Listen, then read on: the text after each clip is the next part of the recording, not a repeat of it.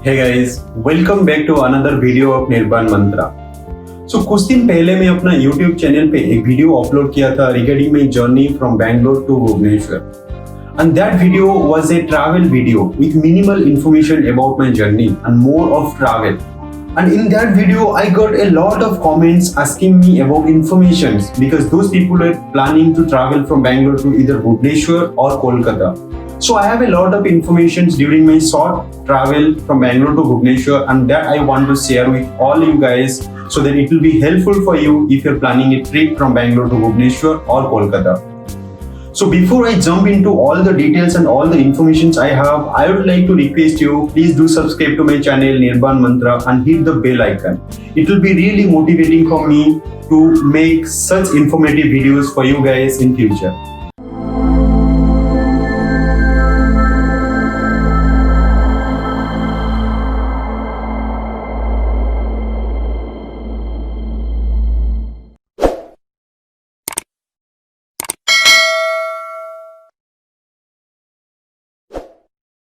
So first question first.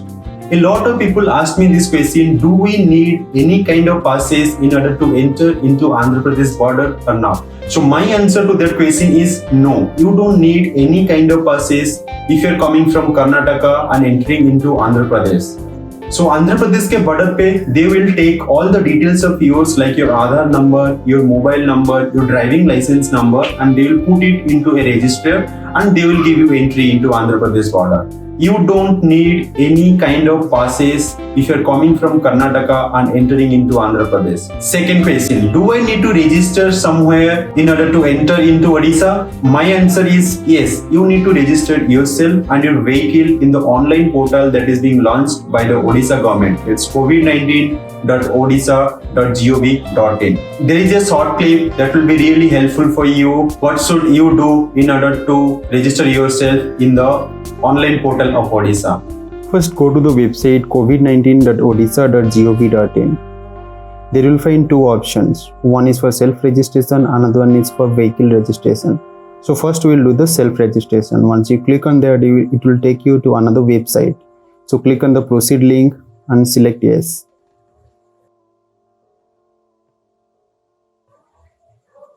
Now it will show you a form where you need to fill up all the information about yourself, your name, your address, and to here in Odisha you will be returning, and some contact information in Odisha.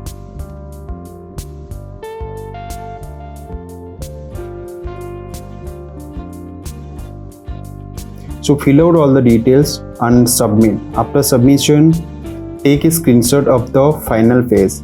It will give you a registration number. No approval needed. Just the registration number is all you need in order to enter into Odisha.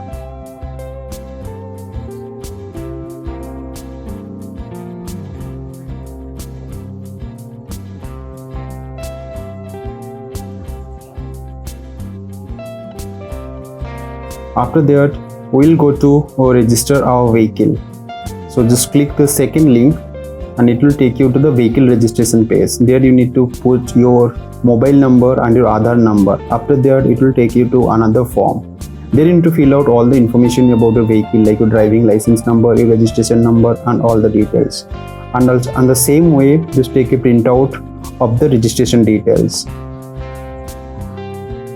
So I would suggest you do all these registrations online only. Most importantly, the vehicle registration. Because if you don't do the vehicle registration online, then you have to do it manually at the border. They will take all the information and they will do all the paperwork, and it will take a lot of time for you.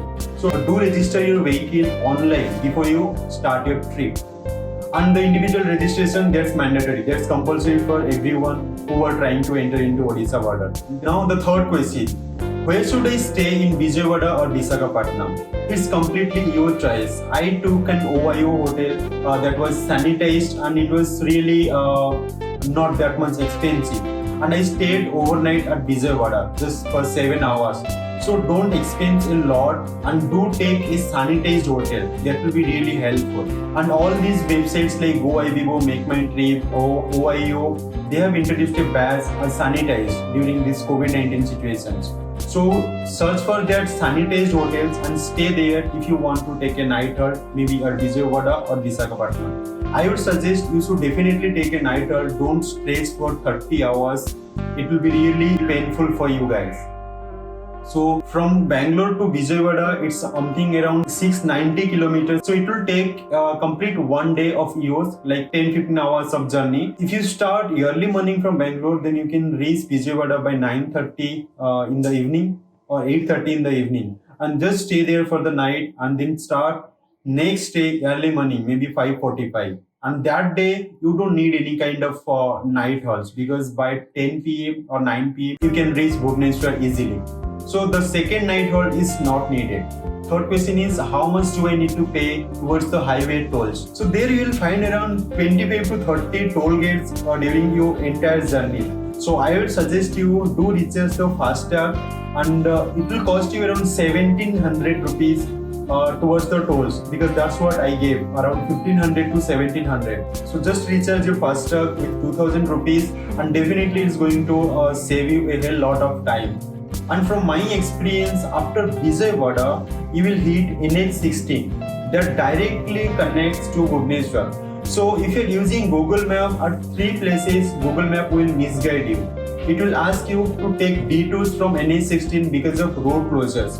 So I took 2 detours, and that wasted me 2 hours of my journey. And in the third detour, Google Map was misguiding us to take a detour after Srikakulam, and that detour was around 60 kilometers long.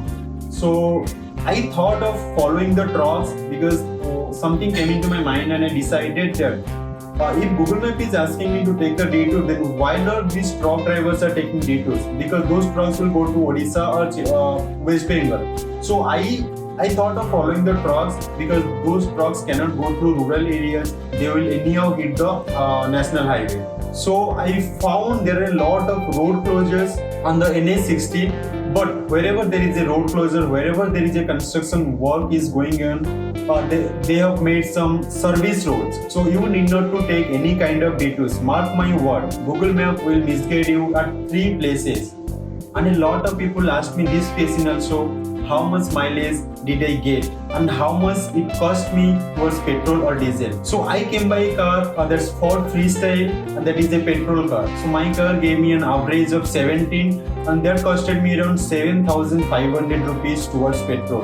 And regarding the road safety, the roads are safe. Like, avoid traveling during the nights. If you are traveling with your family and you are not a pro driver, then I would suggest travel only in the daylight. Also, in few places like Andhra Pradesh, one of my friend, he came earlier to me. He said me that he was trying to cross the Andhra Pradesh border in the evening, and at that time there was night curfew in Andhra Pradesh. So the police didn't allow my friend to enter into Andhra Pradesh border. So I would also suggest the same thing. If you're trying to cross a border, then do it in the daytime. Don't do it in the night time, because in some places there might be some night curfew, and you have to unnecessarily wait on the road for around 6-7 hours. Don't cross the border in the night. Try to cross the borders in the daytime. Lastly, if you're traveling from Bangalore to West Bengal, maybe Kolkata, then you need to register in the West Bengal's online portal. You don't need any kind of registration to do while entering into Andhra Pradesh or while entering into Odisha. Yeah, that's all. That's all information I have regarding my last journey. So I hope this video is full of information, and this video will help you if you're planning a trip from Bangalore to Bhubaneswar or Bangalore to Kolkata. So thank you guys for watching Nirbhan Mantra. So if you like this video, please do subscribe to my channel Nirbhan Mantra. I'll see you in another video. Till then, see you. Bye bye. Stay home, stay safe.